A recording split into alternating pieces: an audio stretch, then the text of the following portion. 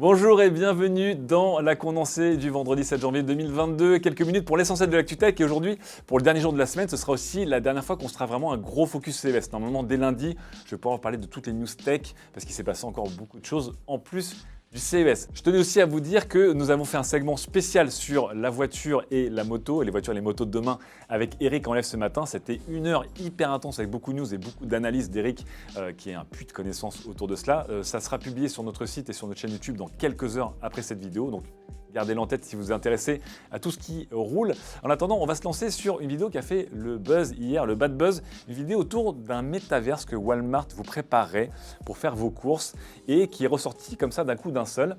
Une sorte de supermarché de l'angoisse totale, anxiogène au possible, qui, j'ai l'impression, mêle les désagréments du vrai shopping et les désagréments du shopping en ligne. Ça, évidemment, fait le tour d'Internet et tout le monde a hurlé, encore une fois, au métaverse et au Web 3.0 et l'arnaque que c'est. Il s'avère en fait que cette vidéo, eh bien, pour décrypter un peu tout cela, vient d'une vidéo qui date d'il y a 5 ans, qui a été faite pour Walmart en interne et qui a été publiée lors du SXSW en 2017 et qui n'était pas faite du tout faite pour le grand public et surtout qui n'avait rien à voir avec le métaverse et le Web 3.0. La compagnie qui a créé cette vidéo a dit « Désolé les gars, c'était il y a 5 ans, bon, c'est trop cool que ça continue à faire réagir les gens. » En gros, ils se sont fait insulter pendant toute la journée hier. Mais n'ayez pas peur, le supermarché de demain ne ressemblera pas à cela, tout va bien. Est-ce que les salons ressembleront par contre à cette vision de mon cher confrère Pepe Garcia et ami Pepe Garcia, qui lui est à Las Vegas et qui a découvert le stand LG, voilà, et qui pensait hier que c'était le stand LG en travaux. Eh bien non, c'est le stand LG dans sa version définitive, puisque vous voyez, avec Omicron et toutes les conférences à distance, aujourd'hui lorsque vous allez sur un stand, eh bien vous venez et au lieu de voir des objets, vous voyez littéralement des QR codes que vous scannez pour recevoir le press kit dans votre téléphone. Voilà à quoi sert le stand LG aujourd'hui. C'est un peu triste ce qui se passe au CES, qui, je vous le rappelle, a décidé de se tenir en physique malgré l'explosion du variant Omicron du Covid-19. C'est pas très jojo.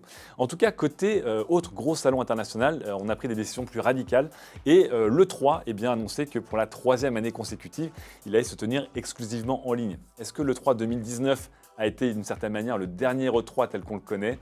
C'est bien possible puisque on a vu aussi que notamment la plupart des constructeurs avaient des bons retours, faisaient des grosses audiences pour leurs conférences en ligne et ça coûte évidemment beaucoup moins cher que d'acheter des stands et de produire des conférences hollywoodiennes qui vous coûtent des millions de dollars. À voir si un jour le E3 reviendra tranquillement. On revient maintenant sur le CES 2022 avec des actus qu'on n'avait pas encore vu passer et notamment on revient sur les télés. Je vous rappelle qu'on vous a aussi publié un focus télé-écran avec Tanguy. Tanguy qui a enfin pu parler aussi des nouvelles télé Panasonic. Je vous rappelle que Panasonic détient un peu la couronne des traitements de dalles OLED LG actuellement avec notamment une luminosité record. Ils ont annoncé la LZ2000 qui va utiliser la fameuse dalle OLED EX de chez LG, dont on vous a longuement parlé hier. Allez voir le replay et le segment qu'on vous a publié. Et ça s'appellera chez eux la Master OLED Pro, à voir s'ils arrivent encore une fois à tirer le meilleur des dalles LG pour avoir des nouveaux records de luminosité. On enchaîne maintenant sur des écrans. Vous allez voir des écrans assez étonnants, puisque c'est Samsung qui a montré divers prototypes d'écrans, avec, vous allez voir ici, le S Flex, qui, un peu comme une carte, se déplie en 3, voilà, comme un grand S, plutôt intéressant pour des smartphones ou des grandes tablettes. Et on a aussi le G qui m'a beaucoup intéressé, parce que vous voyez, il se replie sur lui-même comme une lettre G, et vous avez votre écran complètement ici, protégé une fois qu'il est replié, ce qui m'intéresse beaucoup plus, parce qu'on sait que les téléphones pliants, on a toujours un peu peur de ce qui se passe. Évidemment, l'écran déroulant que l'on a vu chez LG, que l'on a vu chez Oppo, il a été aussi présenté chez Samsung. Il attire beaucoup de personnes, mais il fait un petit peu peur, encore une fois, sur la fiabilité là-dessus. Et puis évidemment le Flex Note, puisque je vous avais montré hier l'ordinateur d'Asus Flex 17 pouces, évidemment c'est une dalle Samsung 17 pouces qui a été ici présentée sur un prototype de chez Samsung. Bref, vous savez qu'ils ne vont pas s'arrêter là et qu'on aura plein de form factors différents en fait de dalles OLED pliantes. Ça arrivera lorsque les concepts seront potables et qu'on arrive déjà à avoir des téléphones pliants potables. On enchaîne avec l'image et ce coup-ci on va du côté de chez Anker qui a présenté un petit micro-projecteur 4K transportable. Attention, il n'est pas portable, il n'est pas sur batterie contrairement à ce que l'image laisse entendre. Le problème c'est que ce petit vidéoprojecteur 4K de chez Anker, il coûtera la bagatelle de 2200 €. Il faut vraiment vouloir égayer ces petites souris de jardin pour mettre 2200 € dans un mini projecteur, mais pourquoi pas. On espère encore une fois que les vrais projecteurs 4K baissent un petit peu de prix. On va passer rapidement aux smartphones et aux objets connectés avec le Magic V, normalement, de chez Honor, dont on a enfin les leaks d'images. Et vous voyez, contrairement à ce que je vous ai montré, ce sera plutôt un Galaxy Fold qu'un Galaxy Flip dans son form factor. Donc on attend de voir évidemment les spécifications officialisées, mais ça s'annonce comme un téléphone plutôt haut de gamme.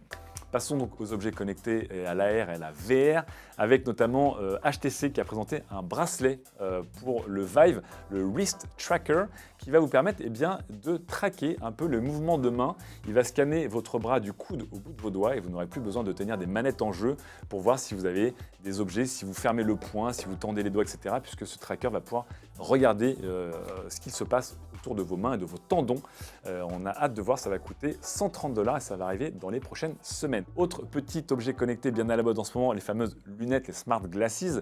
On avait vu les prototypes notamment du côté de chez Huawei. On a vu les Spectacles de chez Snap. On a vu aussi les Stories chez Meta et chez Ray-Ban. C'était celles qui montrent ici les NXT Wear Air.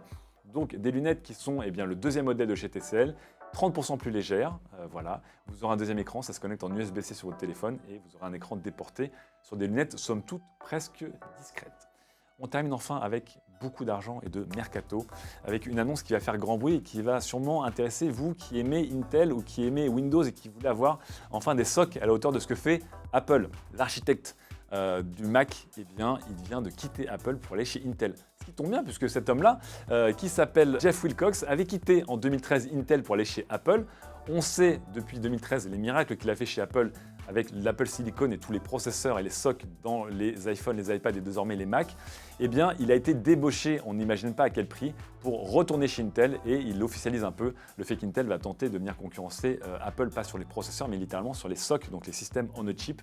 Ça laisse augurer de prochaines années extrêmement excitantes et bien joué à Jeff qui a dû prendre un petit chèque sympa. Est-ce qu'il a pris $180 000 ? Je pense qu'il a pris plus. Mais en attendant, Apple qui se fait débaucher beaucoup de personnes et pas que chez Intel, notamment de la part de Meta, vient de promettre des bonus entre 50 et $180 000 pour retenir ses développeurs, ses ingénieurs. C'est évidemment la grande bataille dans la Silicon Valley pour s'arracher les talents entre les grandes entreprises de la tech et chacun vole des gens chez l'autre. Et on sait aussi que notamment Apple eux-mêmes ont débauché le directeur de la com chez Meta autour du Metaverse et en attendant, Meta a débauché des centaines d'ingénieurs chez Apple et donc Apple qui est obligé de mettre les bouchées doubles.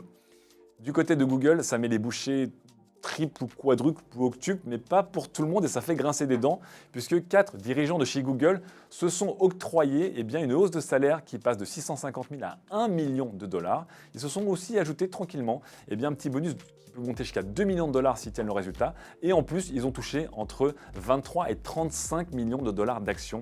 Ça les fera sourire ces 4 dirigeants qui sont Prabhakar Raghavan, Philipp Schneider et aussi Kent Walker et Ruth Porat. Mais ça fera moins sourire les autres salariés de chez Google puisqu'en ce moment Google est plutôt en train de serrer la ceinture et notamment sur les salariés en télétravail puisque Google voudrait indexer maintenant le salaire sur le lieu de vie et pas le lieu de travail.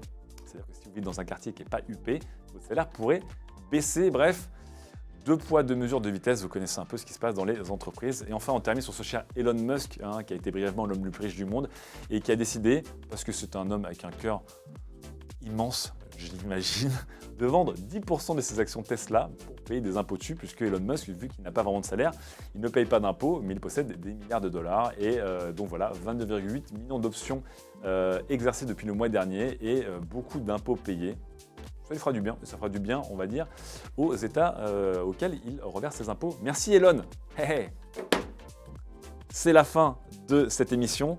Je tiens à vous dire que je gagne moins d'argent qu'Elon Musk, malheureusement. Mais je vous retrouverai, comme d'habitude, lundi. Lundi, on commencera peut-être l'émission live plus tard. On va tester un horaire un peu décalé. Mais par contre, la condensée sera là comme tous les jours en fin de journée. Merci à l'équipe prod d'être toujours aussi ponctuelle. Passez un bon week-end et à lundi. Ciao.